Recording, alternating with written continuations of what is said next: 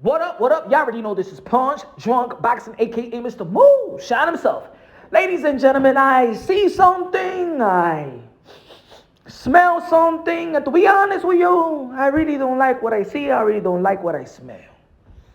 Now, if you're familiar with the channel, you already know that I break things down unbiasedly, logically, and objectively. And if you're also familiar with the channel, you already know that, I probably criticize, the style of Devin Haney kind of harshly, He's not my favorite type of style of fighter and stuff like that, but he's good. He's in precision. He's a lightweight undisputed. He should be respected as that.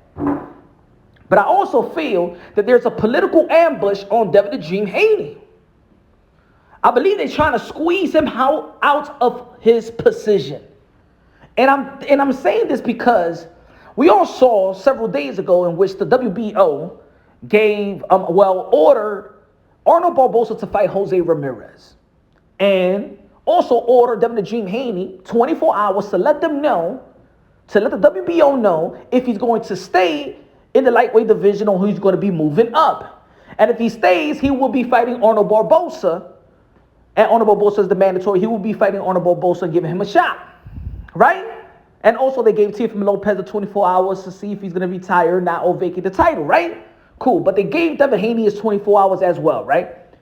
And then today, during the Broadway Joel interview on Mauricio Sudamon, the president of the WBC, he said that Devin Haney has a deadline to July 21st to let them know if he's going to be or he's going to stay in the lightweight division or going to be moving up.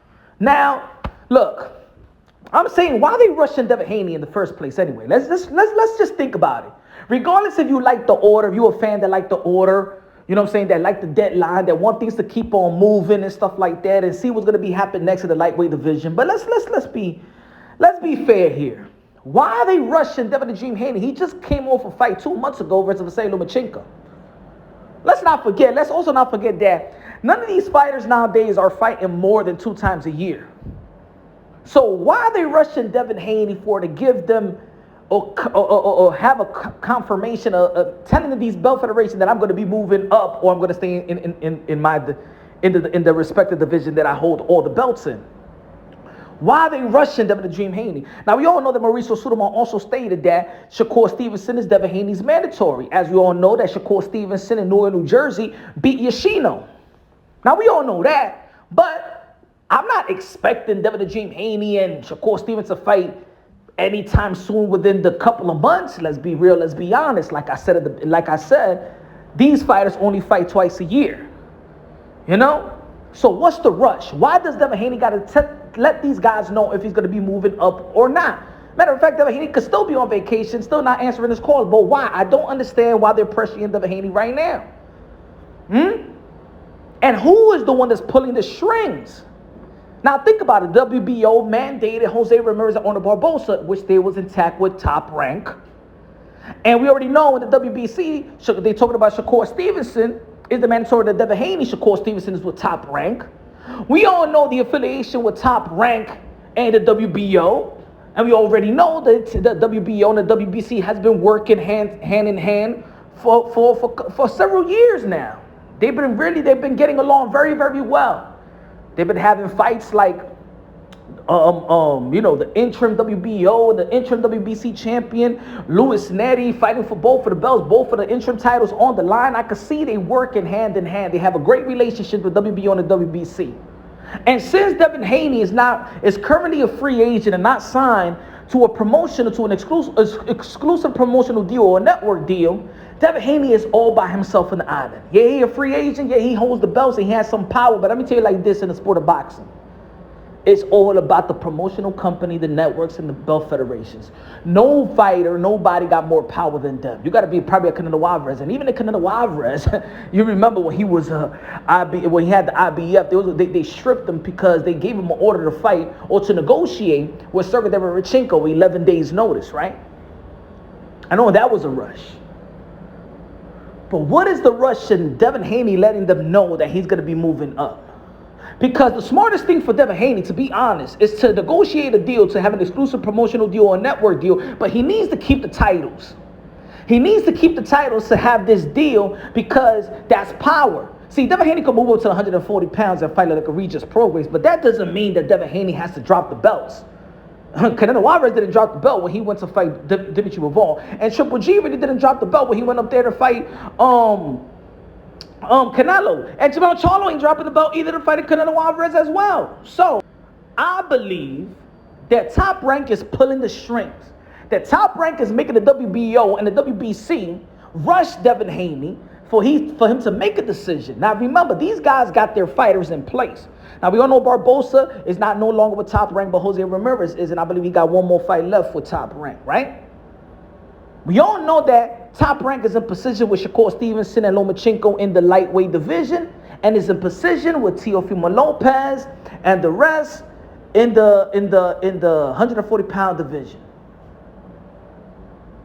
Regardless, if Devin Haney does drop the belts, they're going to make Lomachenko versus Shakur Stevenson. Maybe for the WBO and the WBC. I'm going to tell you like this. Remember what I'm saying right now. If Devin Haney drops the belt, we're going to see Lomachenko and Shakur Stevenson fighting for the vacant WBO and the WBC, because both of these guys are number 1 and number 2 in their respective organization.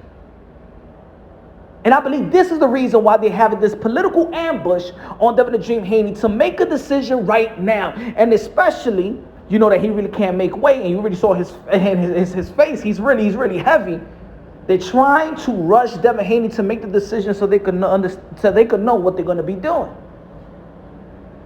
The smartest thing for Devin Haney is to secure a promotional deal, yet he needs the belts. Because that's his power. Because he can negotiate and say, you know what? I'm going to go and fight Regis. I'm not letting go of my belt. If I lose, I still got power. And I still could give an undisputed bout to Gervonta Tank Davis, to a Shakur Stevenson, or rematch to Lomachenko. He needs to keep the belts. But what are they doing? It's rushing him so he won't negotiate. So he can't have that powerful bargaining chip. Top Rank understands to negotiate with Devin the Dream Haney, he has that bargaining bargaining chip with the undisputed belts. But if you could take that bargaining chip away from him as soon as possible, then he won't be undisputed, and he wouldn't be negotiating as a undisputed, which brings him that type of power. Can you think about him negotiating a deal in the 140-pound division with a promotional company without the belts? Then he got no power really. See, sometimes belts may not matter as much as before, but for some fighters, belts do matter. For Devin Haney, the belts do matter. Even when Devin Haney had the WBC title that he never earned, that belt didn't matter because that belt got him Cambosa. Devin Haney needs the belt. And what they're doing is squeezing him out of it political-wise to let go of the belt. He can't negotiate as an undisputed. He can't have no weight class. Well, the lightweight division hostage. But they're rushing him. This is a political ambush, ladies and gentlemen. The reason they could go at Devin Haney like this is because he doesn't have the power or the backing of a powerful promotional company. Because if Devin Haney was signed to Top Rank right now, we wouldn't be listening to these deadlines. If he was signed to Matchroom, he wouldn't be going through these deadlines. If he was signed with Golden Boy Promotions, he wouldn't be going throughout. He won't be going with these deadlines. He won't be going through with these deadlines. This is a political ambush, and who's pulling the strings is Top Rank. In my opinion. You got yours and I got mine. And even though that, yes, we want to see what Devin Haney's going to be doing next, but that's us, the fans. As a person that analyzes boxing and also analyzes the business of boxing, I see they working on bad faith, and I think they working on kind of being harsh and unfair for Devin Haney, in my opinion. Let me know what y'all think. Leave the comment in the section.